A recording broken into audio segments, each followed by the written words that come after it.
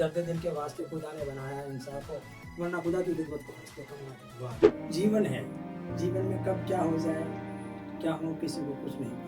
मुझे बेड पे पड़ा था, डॉक्टर ने जो पत्थर बांध दिए थे, बच्चे लटका दिए। तो साइकिल चलाने का आपको शौक था, तो फिर किस तरह से जब आपका पैर ही आपका साथ देना बंद कर दिया, तो और आपने बताया फिल्मों का भी आपको शौक। हाँ, फिल्मी एक्टर बनने का शौक था मेरा। फिल्मी एक्टर बनने का मुझे लगता है कि मैं हीरो जो है इतना खुश रहते हैं, मिलजुल के रहते हैं, तो जरूर नहीं है कि हम किसी बदमाशों से बचाए तो भी हीरो है। कि मेरे से भी गए, मैं तो फिर भी चल रहा हूँ। मैंने ये देखा कि मेरे से भी जो है बिल्कुल चल फिर नहीं रहे हैं और घिसट घिसट के चल रहे हैं। तो मेरे को उनको देख के मुझे लगा कि जब ये इतना कर सकते, जिंदगी जी सकते, तो मैं क्यों नहीं कर सकता। में दिल टूटा था। हाँ, दिल तो देखिए साथ नहीं दिया आपका। दिल तो टूटता ही है जब ऐसे कोई अगर जब और कोई सुख में साथ रहे और फिर जब कोई दुख तकलीफ आया वो साथ छोड़। हमने हमारे बहुत सारे दर्शक हैं जो जानना चाहते हैं कि एनजीओ किस तरह से बने। बिजनेस जो है ना यहाँ से चलेगा और समाज सेवा यहाँ से चलेगी। जैसे जिसको क्या नीड थी उस समय स्लम आरबीआई का जो डिप्टी गवर्नर, ये लग रहा कि नहीं हमारा जो है हम इन बच्चों के लिए कुछ करेंगे। तो प्रॉब्लम ये नहीं थी कि वो नहाते नहीं थे, प्रॉब्लम तो सबसे बड़ी थी कि पानी की प्रॉब्लम।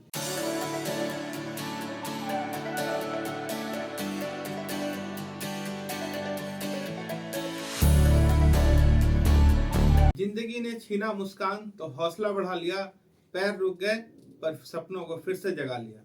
आज हमारे साथ जुड़ने जा रहे हैं एक ऐसे शख्सियत जो अपने जीवन में एक ऐसी बीमारी से ग्रसित हुए हैं जिससे उनका पैर उनका साथ नहीं दिया, पर उनके हौसले ने अपने सपनों को फिर से सजाया और बच्चों के लिए, स्लम में रहने वाले बच्चों के लिए, झुग्गी झोपड़ी में रहने वाले बच्चों के लिए उन्होंने अपने सपनों को फिर से जगा दिया। बात कर रहा हूँ राजकुमार जी की, जो हमारे साथ आज के हमारे एपिसोड में शामिल हुए हैं। हमारे चैनल जिंदगी जीत में आपका बहुत बहुत स्वागत है। हमारा जो चैनल है जिंदगी जीत जी, उसका स्लोगन है सपनों की उड़ान, और हम ऐसे ही लोगों को लेके आ रहे हैं जो अपने जीवन में स्ट्रगलिंग करके अपने लाइफ में दूसरों के लिए बहुत कुछ किया है, और आपका पूरा जीवन दूसरों के लिए समर्पित है।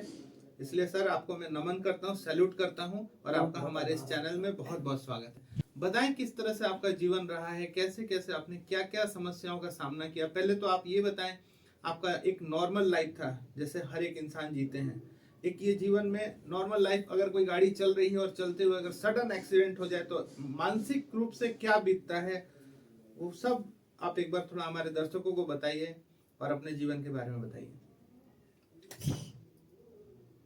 एक तो आप सबको पहले प्रणाम, और आपने मुझे जो है ये प्लेटफॉर्म दिया और मुझे अपनी बात रखने का मौका दिया, इसके लिए मैं आपका बहुत बहुत आभारी हूँ। जीवन है, जीवन में कब क्या हो जाए क्या हो किसी को कुछ नहीं पता। बिल्कुल बिल्कुल। ये मैंने भी बचपन में जो है काफ़ी खेला कूदे करते थे, तो देखते थे बड़े होके कोई क्या बनता है, कोई फिल्मी एक्टर बनता है, कोई कैसे बनता है। तो एक मन में आता था कि मैं भी ये बनूंगा, मैं भी ऐसे करूँगा, मैं भी ये करूँगा। तो आस्ते आस्ते चलती थी जिंदगी, और जो है आस्ते आस्ते अपने जो है फिर मेरे को एक थोड़ी सी प्रॉब्लम होने लगी, पैरों में दर्द। यूनिवर्सिटी से मैंने जो ये करा, अपने मैंने बेदिशारत भी करा, कोशिश करी, मैंने अपनी हिम्मत नहीं हारना है एजुकेशन, क्योंकि मैंने जो है ये देखा, मैंने सुना, जाना, पढ़ा और समझे कि शिक्षा से बड़ा कोई हथियार है ही नहीं। अगर तुम जो है शिक्षित हो लेते हो और शिक्षा अगर जो है तुम्हारे पास है, तो फिर तुम्हें कोई जरूरी नहीं कि तुम शरीर से कैसे हो और किस तरीके से क्या, ऐसा कोई मैंने ये देखा, जैसे कुछ कह सकते कि फिल्मों में देखना या लोगों को देखना, समाज में देखना, मुझे ये भी प्रेरणा मिली। तो इस तरीके से चलता रहा अपना, और जो है पहले ठीक था, कुछ इस तरीके से हुआ, आस्ते आस्ते अपने ज़िंदगी में कुछ बदलाव आया, कुछ नया मोड़ आया। पहले साइकिल चलाने का शौक था, एक फिल्मी एक्टर बनने का शौक था, कुछ ऐसा था, ये करूँ वैसे करूँ, मगर बाद में फिर कुछ ऐसा हुआ। तो साइकिल चलाने का आपको शौक था, तो फिर किस तरह से जब आपका पैर ही आपका साथ देना बंद कर दिया, तो और आपने बताया फिल्मों का भी आपको शौक। हाँ, फिल्मी एक्टर बनने का शौक था मेरा। फिल्मी एक्टर बनने का। हाँ।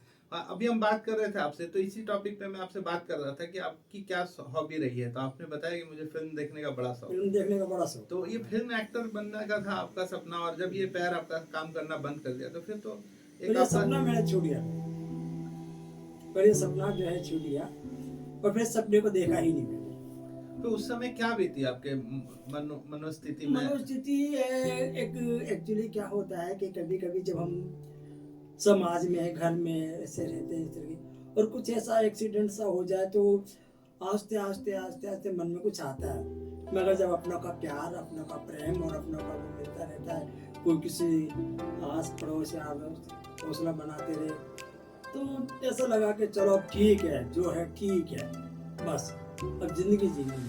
सर आपने बताया कि जब आप अपना नॉर्मल लाइफ जी रहे थे तो ये जीते जीते आराम से आपका जब ये लाइफ सारा अच्छा खासा चल रहा था, अचानक से आपने बताया, जब अभी हम बात कर रहे थे आपसे, मैं पूछ रहा था आपके जीवन के बारे में, तो आपने बोला कि टाइफाइड हुआ था आपको। जी, और टाइफाइड होने के बाद आपका पेल्विस जॉइंट्स में प्रॉब्लम हुआ, हाँ। जो कि पेल्विस जॉइंट आपका काम करना बंद बंद कर कर दिया दिया। और स्लोली स्लोली आपका ये पूरा डैमेज हुआ। डेविड मेरे को जो है एज तो जो है मेरी करीब जो थी 10-12 साल की ऐसी है, मतलब जो है शुरुआत हो गई था आस्ते आस्ते 14-15 में, और थोड़ा फिर 20 मतलब इससे आस्ते आस्ते जो है ये और ये किस उम्र में जाके एकदम कंप्लीटली एकदम आपका ये डैमेज हो गया और काम करना बंद कर दिया आपका? ये मेरा जो है करीब जो है 20-22 की उम्र में आके मतलब एकदम जो है ऐसा ये कह सकते हैं कि बस क्या बताऊं, फिर इसके बाद तो जो है ये चलता ही गया।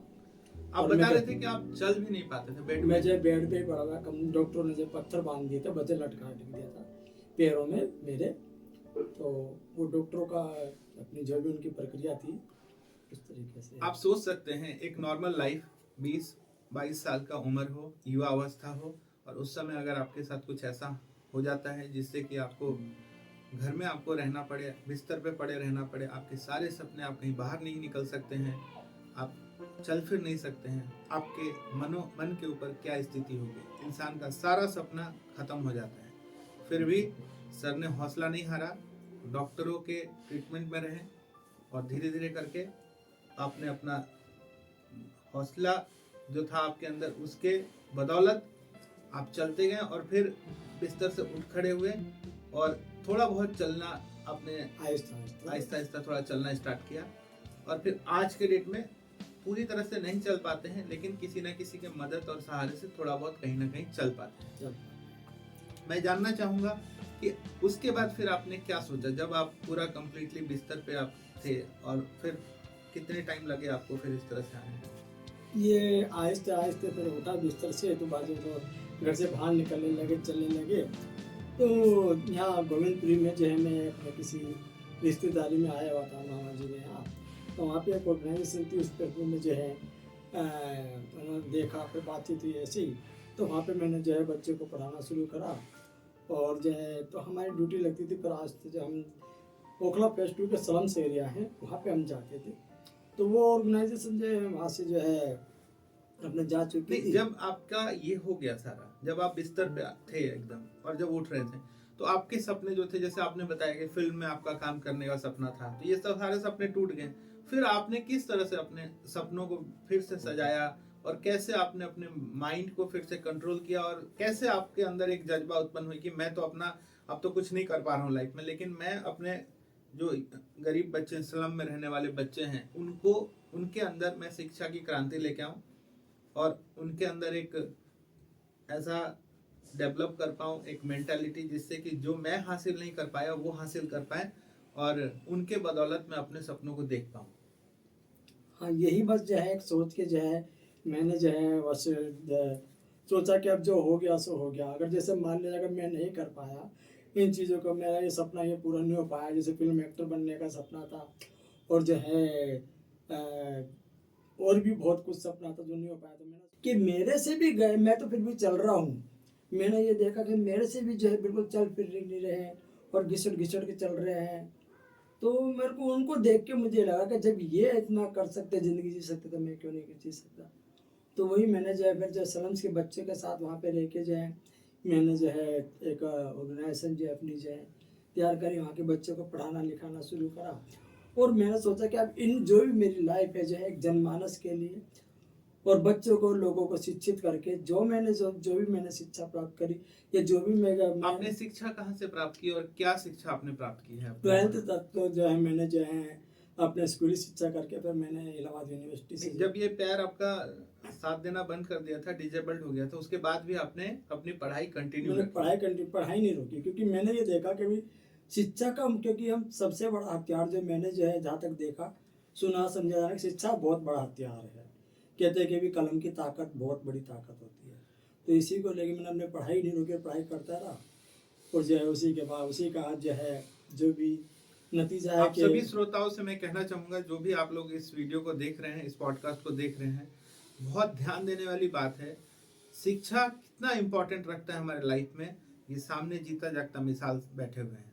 पैर काम नहीं कर रहा है, फिर भी शिक्षा को कंटिन्यू किया, 12वीं कंप्लीट की, उसके बाद ग्रेजुएशन कंप्लीट किया, और शिक्षा के बदौलत ही फिर आप अपने लाइफ को फिर से एक नया मोड़ दे पाए। और क्योंकि शिक्षा ही है जो भी कुछ है हमें आज जो है मुझे ऐसा लगता है कि ऐसा कुछ नहीं हुआ मेरे साथ। जब मैं देखता हूँ ना, लोगों को देखता हूँ और अपने आप को देखता हूँ कि तो मुझे लगता ही नहीं है कि फिर मेरे को मन में ये आया कि नहीं भगवान ने जो करा अच्छा करा। क्या पति वो ऐसे करके मेरे से कुछ नया कुछ अलग ही कराना चाहता बिल्कुल था। बिल्कुल बिल्कुल। प्रज्ञा में स्थिर रहें, और प्रज्ञा में स्थिर रहते हुए फिर जो आपका फिल्म का जो सपना था, वो आपने स्वयं का सपना, स्वयं जो झुग्गियों में रहने वाले बच्चों में जो फिल्म का जो सपना था, आपने देखा होगा जैसे फिल्म में कि वो स्लम में कैसे रहते हैं बच्चे, कैसे जीवन यापन करते हैं, तो वही सपना आपने फिर स्लम में उसको डाइवर्ट कर दिया और एक देखा कि हकीकत में भाई किस तरीके से कैसे क्या वो तो एक फिल्मी जो है लाइफ होती है, रील होती है, मगर ये रियल लाइफ है जो कि मतलब महसूस ही नहीं होता, ऐसे महसूस ही नहीं होता। अब मुझे भी ये लगता है, मैं अपना बता रहा हूँ कि मुझे लगता है कि वाकई में मैं हीरो हूँ। बिल्कुल बिल्कुल। मुझे लगता है कि मैं हीरो हूँ, क्योंकि जब मैं उन बच्चों के साथ रहता हूँ, वो बच्चे जो है इतना खुश रहते हैं, मिलजुल के रहते हैं, तो जरूरी नहीं है कि हम किसी को जो है बदमाशों से बचाए तो भी हीरो है। हीरो तो वो भी है, सभी हीरो है, कोई किसी तरीके से, कोई फिजिकली, कोई मेंटली जो है अपने हीरो सब भी है। तो आज मुझे लगता है कि नहीं, मैं वाकई में मैं भी हीरो हूँ, और अपने आप में जो एक संतुष्टि होती है कि ईश्वर से भी कोई गिला शिकवा नहीं है, समाज से किसी से कोई गिला शिकवा नहीं है। तो अब मैं जानना चाहूंगा कि आपने जो ये एनजीओ बनाया, फिर ये एनजीओ बनाने का किस तरह से आपके अंदर ख्याल आया, और फिर कैसे एनजीओ में आपने अपने जीवन का कदम रखा, और अभी भी आप अपने एनजीओ को कंटिन्यू रन कर रहे हैं, उसके बारे में बताइए। इसमें जो है ना, जैसे फिल्मों में देखते थे कि स्लम से बच्चे इधर उधर घूमते रहते थे, फिरते रहते थे, तो मेरे मन में आया कि क्यों ना जो है एक शुरुआत करी जाए कि जो है बच्चों को जो है शिक्षित अगर करना है तो खासकर स्लम्स में क्या होता है, एक्चुअली जो पेरेंट्स होते हैं, अभिभावक होते हैं, जो बच्चे के माँ बाप होते हैं, वो चले जाते हैं, बच्चे इधर उधर घूमते रहते हैं। तो मैंने यही सोच के मैंने पेरेंट्स से बात करी कि भी हम आपके बच्चों को जो घर से लाएंगे और हम इन्हें जो है पढ़ाएंगे, शिक्षित करेंगे, हमें आपसे कुछ नहीं चाहिए, हमें आपकी इजाज़त चाहिए कि हम आपको यहाँ पे लेके आए, फिर आपके बच्चे को हम शाम को आपका बच्चा आपको घर पे मिल जाएगा। तो उसमें पेरेंट्स भी खुश हुए, उनका जब उन्होंने हमें इजाज़त दी, आहिस्ता आहिस्ता इस तरीके से करे। जब हमने शुरुआत करी थी तो 10-20 बच्चों से शुरुआत करी थी, और घर से बच्चों को बुला के लाते थे, लेने जाते थे सुबह, फिर बुला के लाते थे, इसमें आते थे नहीं आते थे। कुछ बच्चे ऐसे थे जो नहा धो के नहीं आते थे, तो उनको वहीं पे नहाना दिलाना, इस तरह का हमने काम शुरू करा। तो उनको पेरेंट्स को भी लगा कि भी ये कर सकते हैं। आस्ते आस्ते काफ़ी बदलाव आया। कुछ बच्चे जो हैं कभी आते कहीं नहीं आते, तो हमने जो अपनी हिम्मत नहीं हारी और जो है कार्य को करते रहे, और जो है स्लम्स में जो है अब जो है काफ़ी बच्चे जो हमने जो है ये देखे कि हमारी ऑर्गेनाइजेशन है जो बच्चों को कंप्यूटर एजुकेशन, मॉडर्न एजुकेशन जिसे हम कह सकते हैं, कंप्यूटर एजुकेशन, मोरल एजुकेशन, काफ़ी चीज़ों पे हम काम कर रहे हैं। और हमारे जो ऑर्गेनाइजेशन में जो है बच्चे, कुछ बच्चे तो ऐसे जो वहाँ पे जो हमारे यहाँ पढ़े हैं और जो वहाँ पे बच्चों को पढ़ा भी रहे हैं, और काफ़ी पुराने बच्चे हैं। मेरा मानना है कि अगर एक रिश्तों को संजोग के रखना ही बहुत बड़ी बात है। तो काफ़ी पुराने बच्चे जो हमारे बच्चे, कुछ बन गए, कुछ चले गए हैं, वो भी हमारे से मिलते रहते, आते रहते। कुछ बच्चे उनके यहाँ से जाने का ही दिल नहीं करता है। साथियों, आप लोग जो हमारे इस पॉडकास्ट शो को देख रहे हैं, इस वीडियो में बने रहें। आगे हम जानेंगे सर से कि किस तरह से हम एनजीओ को बनाएं, और एनजीओ का क्या क्या क्राइटेरिया होता है, उसको कैसे हम यूज कर सकते हैं, कैसे चला सकते हैं, गवर्नमेंट की किस तरह से सहायता ले सकते हैं, लोगों से किस तरह से फंडिंग ले सकते हैं, इन सब के बारे में भी आगे वीडियो में हम जानेंगे। तो बिना स्किप किए इस वीडियो को जारी रखेंगे हम लोग। और आपसे मेरा निवेदन है, जो लोग इस वीडियो को देख रहे हैं, हमारे चैनल पर पहली बार आए हैं, आप हमारे चैनल को सब्सक्राइब कर दें, लाइक करें, और कमेंट करके बताइए कि आपको ये पॉडकास्ट शो कैसा लग रहा है, हमारा सीरीज कैसा लग रहा है। और आने वाले दिनों में अगर आपको कोई सुझाव है या कोई ऐसा सब्जेक्ट के ऊपर आप पॉडकास्ट चाहते हैं तो उसके बारे में भी कमेंट करके बताइए, हम आपके कमेंट्स का इंतजार करेंगे। आगे हम जानेंगे सर आपके लाइफ में जब ये 20 साल के एज में जब ये चीज़ें हो गई तो एक सपना होता है ना, सबका एक लाइफ का सपना होता है कि फैमिली हो, शादी हो, बीवी बच्चे हो।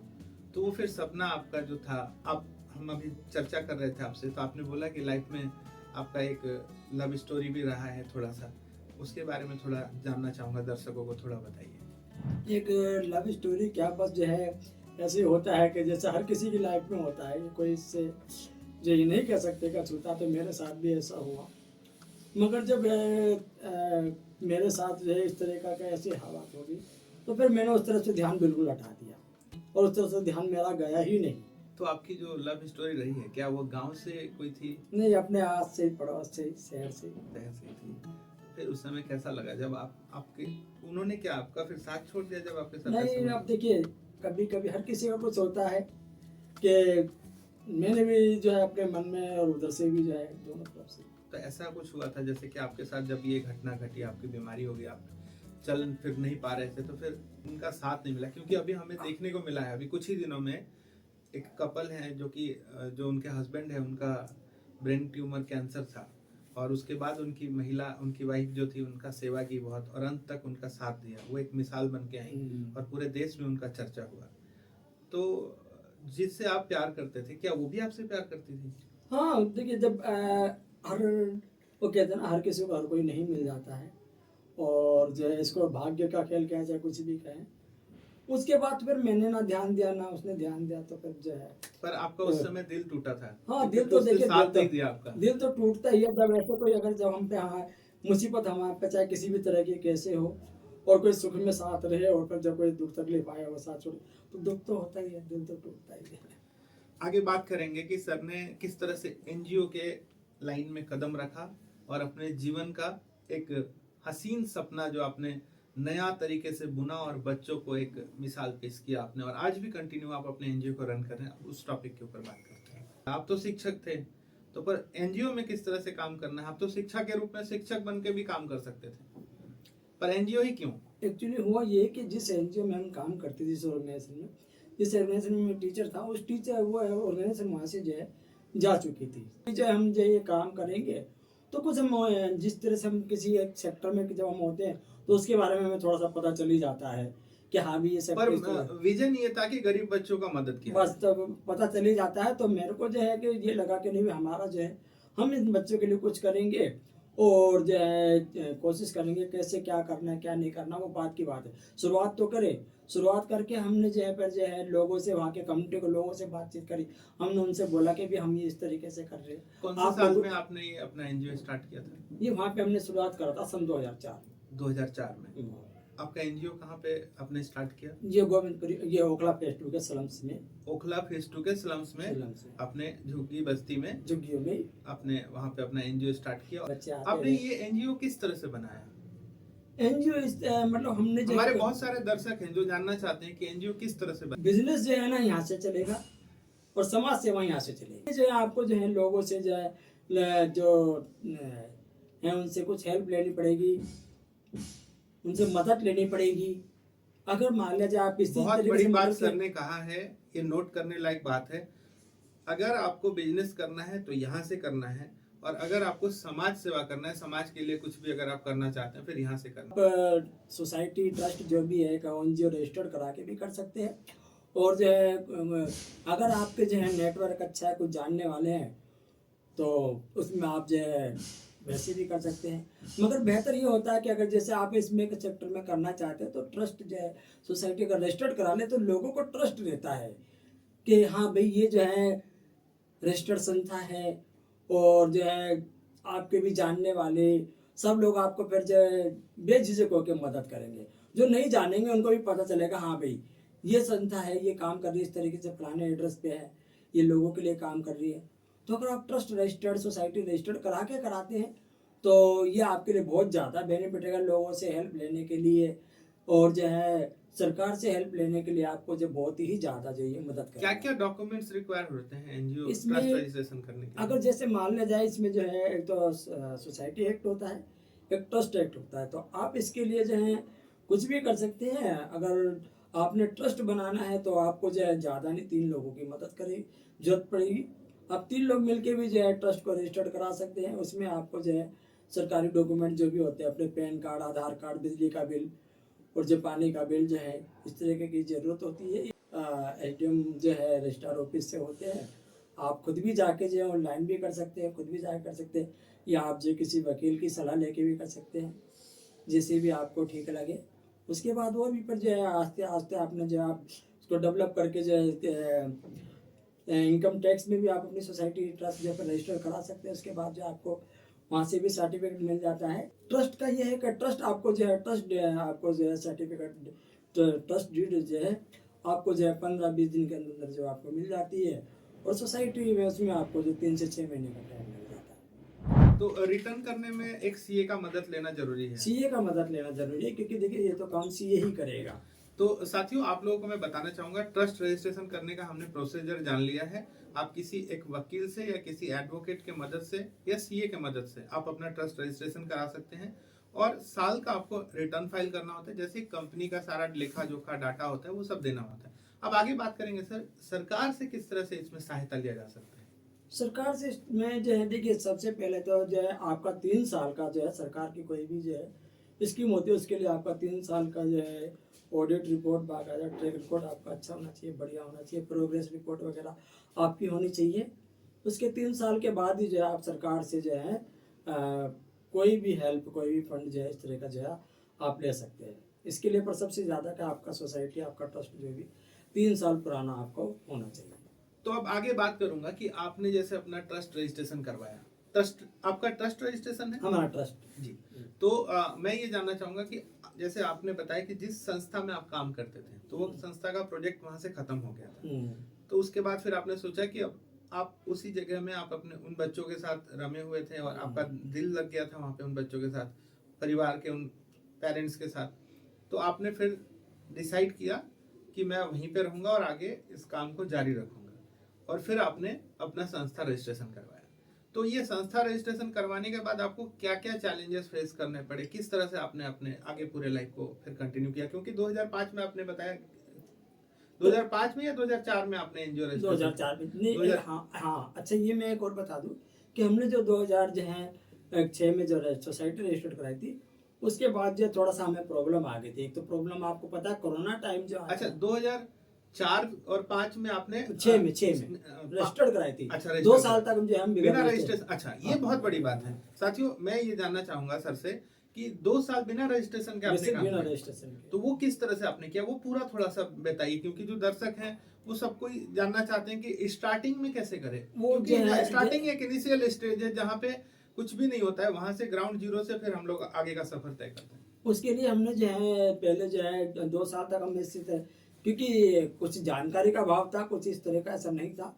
तो हम जो है किसी जो है हमारे कुछ जानने वाले थे, किसी ने बताया कि मुझे जो है गूंज एक ऑर्गेनाइजेशन है, इसके लिए मैं जो है गूंज को धन्यवाद भी देना पाऊंगा। हाँ, गूंज एक बहुत अच्छी संस्था है, बहुत अच्छी संस्था है जो काफी बाढ़ग्रस्त लोगों का मदद करती हाँ, है और पूरे ओवरऑल पूरे भारत में हाँ। तो वहाँ से सबसे पहली हेल्प मुझे वहीं से मिली थी, और इसकी जो सलाह जो है ट्रस्ट सोसाइटी रजिस्टर्ड कराने की सलाह भी मुझे वहीं से मिली थी, गूंज से ही मिली। तो ये जो गूंज से आपको मिली मदद, 2 साल आपने जो बिना ट्रस्ट रजिस्ट्रेशन के आपने चलाया, एक आप जब जॉब में थे, जिस आप संस्था में काम कर रहे थे, आपने बताया उस संस्था में आपको एक सैलरी मिलता होगा, तो वो सैलरी से आपका जीवन यापन होता था।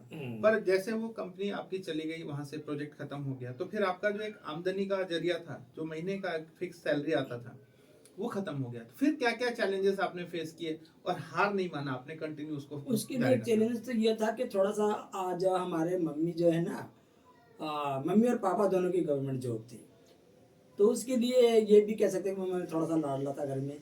तो वो अपना खर्चा पानी जो मेरे को मिलता था, मैं मंगोलपुरी से 35 किलोमीटर जो ओखला आता था, और वो अपना खर्चा पानी में वहीं कर जाए। अच्छा, मंगोलपुरी से ओखला आते थे? ओखला आता था, 35 किलोमीटर मेरा डेली का। अच्छा, उस समय आप गोविंदपुरी में सेटल्ड नहीं हुए थे? नहीं, आना जाना सब मम्मी के पैसे से? सब मम्मी के पैसे, सब जो है उनके पैसों से। तो फिर ये सिर्फ करने का था कि दिल से आपने बच्चों के लिए सेवा करना था? दिल से सेवा, और जो कोई ऐसा कुछ नहीं था। और अभी तक भी मेरा कुछ ऐसा वो नहीं है कि मतलब एक मैंने पूरी तरह से समर्पित जो है जनमानस को जो है मैंने बच्चों देखा को है दिया आपका है। संस्था, देखा है मैंने किस तरह से आपने नीचे एकदम बिल्कुल आपका छत ट्रस्ट नहीं था, मतलब छत नहीं था, और फिर किस तरह से ग्राउंड स्तर पे आपने किया, फिर स्टार्ट, फिर आपने 2 साल तक इसी तरह से चलाया, 2004 से 2006 तक 6 आपने तक चलाया। चलाया। फिर उसके बाद सोसाइटी स्टार्ट कराई। उसके बाद फिर सोसाइटी में थोड़ा सा कुछ प्रॉब्लम आ गया, कुछ जो है एक कोरोना टाइम है ना, कोरोना टाइम के बाद सारा कुछ डैमेज हो गया। नहीं, ये कोरोना कैसे? टाइम तो 2020 में आया था। हाँ, लेकिन 2020 2006 से 2020 तक का जो सफर था, 14 साल का सफर, आपने किस तरह से तय किया? जब आपने ट्रस्ट रजिस्ट्रेशन कराया तो आपने किस तरह से लोगों से मदद लिया, क्या? वो इसी तरीके से जो है सोसाइटी जब हमने रजिस्टर्ड कराई तो लोगों को बताया कि भी इसी तरीके से हम ये जो है काम कर रहे हैं और जो है जनमानस के लिए, बच्चों के लिए काम कर रहे हैं। तो आस्ते आस्ते लोग जुड़ते गए, आपको पता चला, उनको पता चला, कारवा जुड़ता गया और बस इसी तरीके से जो तो है लोगों ने किस तरह से आपको मदद किया? पैसे के रूप किसी में ने मदद पैसे किया? के रूप में मदद करी, किसी ने सामान के रूप में मदद करी, किसी ने जो है कपड़े के रूप में मदद करी, जैसे जैसे जिसको क्या पड़ता। नीड थी उस समय स्लम्स में, जैसे बच्चों की क्या क्या रिक्वायरमेंट थी जो उस जिसका टाइम आपने पे fulfill जिस किया? टाइम हमने शुरुआत करा उस टाइम पे सभी चीज की जरूरत थी, खाने की, पीने की, आपने कपड़े बताया की। कि दिल्ली जैसे शहर में, जो हमारे देश की राजधानी है, वहाँ पे बच्चे नहाते नहीं है, खाने पीने के लिए उनके पास अच्छे से पूरी सुविधा उपलब्ध नहीं है, तो उसके बारे में थोड़ा बताइए। हाँ देखिए, ये जो है ना अभी तक भी जो है, जैसे कि पहले बच्चे नहाते धोते नहीं थे, अभी तक भी जो है, क्योंकि पानी की दिल्ली में आप जानते हैं कि बहुत बड़ी किल्लत है। इसको तो जो है, और ये तो मैं आपको पहले की बता रहा हूँ 20 साल की, तो उस टाइम यही होता था कि जो नहाना नहीं, धोना नहीं, काफ़ी काफ़ी टाइम तक। और प्रॉब्लम ये नहीं थी कि वो नहाते नहीं थे, प्रॉब्लम तो सबसे बड़ी थी कि पानी की प्रॉब्लम थी। तो ये भी हमने उनसे जानकारी ली कि आप नहाते क्यों नहीं थे, तो कहते थे कि सर पानी नहीं आता, यहाँ पे पानी होता ही नहीं है। तो ये भी एक प्रॉब्लम थी। दूसरा जो है, वहाँ के मजदूर थे, जो पेरेंट्स, जो अभिभावक थे, जो वो मजदूर थे, फैक्ट्री में काम करते थे, तो ये भी कह सकते हैं। तो उसी बातों को ध्यान में रखते हमने शुरुआत करी कि वहाँ पे उनके जैसे कुछ लोगों से मिल के कि भी हमें जो खाने का राशन, खाने पीने का, जैसे राशन तक की बात आपने कही, तो फिर लोगों ने धीरे धीरे मदद किया, तो आप उनको खाना भी देते थे बच्चों को खाना भी देते थे। किसी ने रॉ मटेरियल हमें दे दिया जो है, तो रॉ मटेरियल हम वहीं पे लेके बच्चे के लिए कभी खाना, कभी खिचड़ी, कभी दलिया, इस तरह से बनाते रहे। आस्ते आस्ते जुड़ते गए। फिर तो आपने सिर्फ शिक्षा नहीं दिया, बच्चों के अंदर जो पोषण था की भी कमी थी, बच्चे के अंदर पोषण था कि हमने काफ़ी चीज़ों पे मतलब हमने फोकस करा बच्चों के लिए। क्योंकि पेरेंट्स उस स्लम्स में आप जाके अगर देखेंगे तो दिल्ली में आज भी वही स्थिति उत्पन्न है। आज भी वही स्थिति, और हम अभी भी यही इस कर तरह से रहे लोग हैं रहते कि हैं। बच्चों को जो है पौष्टिक आहार के साथ साथ हम उनको जो है ना, बच्चों को एक मेडिटेशन जो है, बच्चों को जो है कि मतलब मेडिटेशन से ही बच्चा एक स्ट्रॉन्ग होता है। तो हम बच्चों को ध्यान की जो है, मतलब बच्चों को बताना कि भी किस तरह से ध्यान करना है और आराम से अपने योगा करना है, योगा बहुत ज़रूरी है। इस तरीके से ऐसे हम जो है आपने कंप्यूटर लैब भी बनाया हुआ है? हमने कंप्यूटर लैब बनाया बच्चों के लिए। अभी जो है उसमें जो है 6 कंप्यूटर हैं, 6 कंप्यूटर हैं, जिसमें जो है हमारे जो है 2 शिफ्ट है, मॉर्निंग की शिफ्ट है और आफ्टरनून की शिफ्ट है, इवनिंग शिफ्ट है। मॉर्निंग शिफ्ट में 12 बच्चे हैं और जो है इवनिंग शिफ्ट में जो है 12 बच्चे। गवर्नमेंट ऑर्गेनाइजेशन से भी जुड़े हुए हैं, जैसे रिजर्व बैंक है, आरबीआई के जो है कुछ लोग हमसे जुड़े हुए हैं। आरबीआई के जो डिप्टी गवर्नर साहब जब तक रिटायर हो गए हैं, आर गांधी साहब, वो हमें मंथली जब कस्टर्ड मटेरियल देते हैं तो बच्चों जब के। आप इस आगे इसको कंटिन्यू रखें तो लोगों का भी साथ आपको मिलता गया और लोगों ने भी मदद किया। और देखिए, कुछ लोग तो हमारे साथ ऐसे जुड़े हुए हैं 7-7, 8-8, 10 साल से, जो कि वहाँ आए ही नहीं है, और लोग फिजिकली मतलब वो आए ही नहीं है। हाँ। बस वो जो है कि मेंटली जो है आप वीडियो देखते हैं, पिक्चर देखते हैं, बातचीत होती है कि हाँ ठीक है, बस इस तरीके अच्छा, से। मैं ये जानना चाहूंगा, आपके एनजीओ में कोई ऐसा बच्चा निकला है जिसने अपने जीवन में कुछ अच्छा किया, स्लम में रहने वाला? हाँ, स्लम में ये जो है अभी एक तो जो है लड़की है, वो वहीं पे मेरे बच्चों को जो है, वो छोटी सी थी, वो 4-5 साल की थी, जो है तब से जो है वो वहीं पे पढ़ी है और बच्चों को पढ़ा रही है। पढ़ने जो संस्था ने हमारी उसको जो है कंप्यूटर एजुकेशन कराया, पढ़ाई लिखाई का सारा खर्चा उसका जो उठाया, और जो है कंप्यूटर एजुकेशन बाहर से कराया। वो वहाँ पे बच्चों को पढ़ाती भी है और कंप्यूटर भी सिखाती है बच्चों को। रोजी नाम है उसका। कोई ऐसा बच्चा जो आगे चल के अपने जैसे स्लम में रहता हो और अपने घर परिवार वालों को फिर वहां से फिर दूसरा परिवर्तन किया हो? इस तरह के जो हमारे कुछ पुराने बच्चे थे, जो कि जो विवेक था, वो जो काफ़ी उसमें काफ़ी परिवर्तन आया उसमें। उसमें पहले जो है, वैसे तो शुरू से वो अच्छा काम पर माँ की तरफ ध्यान देता था, और अब जो है उसने जो है अपने उसके पिताजी एक्सपायर हो गए थे, उसने अपने घर परिवार को, जो पूरे परिवार को संभाल रखा है। कुछ एक अंदर से मुझे भी खुशी होती है। हम दुनिया नहीं बदल सकते, मगर हम किसी एक के लिए भी कर देते हैं तो हम सोचते हैं कि हमने बहुत कुछ कर दिया। दो तो आपने मिसाल दिया कि आपने अपने लाइफ में दो ऐसे बच्चों का आपने मिसाल दिया कि एक रोजी जो आपकी स्टूडेंट रही है और उसको आपने पूरा कंप्यूटर शिक्षा दिया, आपके संस्था ने उसको पढ़ाया लिखाया, और आज और विवेक भी है, और भी कई बच्चे हैं जिनको हमने जो है कंप्यूटर एजुकेशन दे के आज सब अपनी जगह से काम कर रहे हैं। कोई जो है अपने जो है हमारे यहाँ से पढ़े हैं और वो जो है दुकान खोल के बैठे हैं बढ़िया, जो कि जो है कंप्यूटर से जो इनका काम है, जैसे वोटर कार्ड बनाना, आधार कार्ड वगैरह बनाना, इस तरह का जो ऐसा जो है काम कर रहे हैं। और कुछ बच्चे ऐसे जो हमारे साथ पुराने से जुड़े हुए हैं। एक लड़की है निशु नाम की, जो है वो जो है 12th कर रही है। वो जो है हमारे यहाँ पास आई थी जब वो करीब जो है वो 5-6 साल की थी, और इसलिए वो 12th कर रही है, वहाँ पे पढ़ भी रही है, बच्चों को पढ़ाई भी रही है, और वो वहाँ पे कंप्यूटर भी सीख रही है। अभी कितने बच्चे हैं आपके पास? अभी हमारे पास 120 बच्चे हैं, 2 शिफ्ट है। सफर का कारवां शुरू हुआ था 10 बच्चों से और आज 120 बच्चों के साथ कारवां आगे निरंतर जारी है। और मैं बताना चाहूंगा साथियों कि जो ये शिक्षा है ना, शिक्षा ही जीवन में परिवर्तन ला सकता है। अगर एक घर में कोई परिवार का सदस्य, जैसे मान लीजिए अगर कोई पिता शराबी है और अगर बच्चा शिक्षा को हाथ में लेके आगे चलता है, तो उसका जो आने वाला पीढ़ी है ना, वो पूरा परिवर्तित हो जाता है और ट्रांसफॉर्म हो जाता है, पूरा जीवन ही परिवर्तित हो जाता है। तो सर ने एग्जाम्पल दिया कि बहुत सारे ऐसे बच्चे जिनके अंदर सर दिया जलाया, शिक्षा का दिया जलाया उनके अंदर, और जिससे वो अपने जीवन को, रोजमर्रा का जो चैलेंजेस होता है उसको फेस करने का शक्ति प्रदान किया। बहुत सारे स्टूडेंट्स अपने पैर पे खड़े हुए, कोई जॉब कर रहे हैं, कई सारे अपने बिजनेस कर रहे हैं और अपने परिवार का भरण पोषण कर रहे हैं। तो अब मैं जानना चाहूंगा सर आपसे, आगे आपका क्या विजन है, क्या आप चाहते हैं, लोगों से क्या आपकी अपेक्षा है और क्या आप सलाह देना चाहेंगे सभी हमारे दर्शकों को? मैं तो बस यही कहना चाहूँगा कि बस जिंदगी में आए हैं तो एक सोशल ड्यूटी जो है सभी को करनी चाहिए, चाहे वो फिजिकली करे, चाहे मेंटली करे, और चाहे बाय मनी करे। सभी की एक सोशल ड्यूटी है, वो सभी को करनी चाहिए किसी न किसी रूप में, समाज के लिए, देश के लिए, तो सभी को करते रहना चाहिए। और मेरा तो यही जो है कि जब तक जीव समाज के लिए जो है अपनी ज़िंदगी को समर्पित कर रखी है। और बस एक कहते हैं ना, दर्द दिल के वास्ते खुदा ने बनाया है इंसान को, वरना खुदा की खिदमत को मुझको करना। बस यही कह सकता हूं, और तो मैं इससे ज़्यादा कुछ कहना नहीं। मैं चाहूंगा कि आप दर्शकों से अपने बारे में बताइए। कोई अगर दर्शक आपसे जुड़ के अगर आपको कोई मदद करना चाहे तो वो किस तरह से आपसे संपर्क कर सकते हैं, या किस तरह से आपको कोई अगर ऐसी चीज़ों की रिक्वायरमेंट हो तो वो कैसे आपसे संपर्क करें? हमारे साथ जुड़ सकते हैं। हमारी संस्था का नाम राजकुमार कमलनयन वेलफेयर ट्रस्ट है, जिससे जो हमारा इंस्टाग्राम है, इंस्टाग्राम के जरिए भी आप जुड़ सकते हैं। इंस्टाग्राम, यूट्यूब है, और जो है मेरा मोबाइल नंबर जो है हमारी संस्था का, आपका मोबाइल नंबर मोबाइल हम नंबर डिस्क्रिप्शन में दे देंगे। और इंस्टाग्राम का क्या है हमारा? राजकुमार कमलनयन वेलफेयर ट्रस्ट के नाम से है। और यूट्यूब में क्या नाम है? राजकुमार कमलनयन वेलफेयर ट्रस्ट के नाम से है।